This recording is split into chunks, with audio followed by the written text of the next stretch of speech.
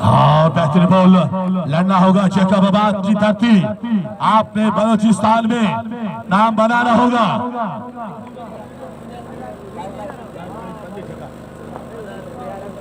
उबैद करबलाई के 1000 रुपए नकद वसूल हो चुके हैं हैडन मुखेरी के लिए, और हैडन मुखेरी ने 30 रन बनाए हैं और 30 में 5 छक्के।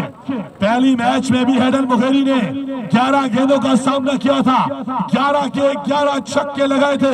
आज 6 गेंदों पर 5 छक्के और लकी लेफ्टी, ये किसी से कम नहीं। इनके पास खूबसूरती है, इनके पास कला है, ये खेलना जानते हैं। इनके पास नो लुक है, इनके पास फ्लिक शॉट है, इनके पास वो तमाम तर शॉटें हैं जो किसी बल्लेबाज का ख्वाब होता है।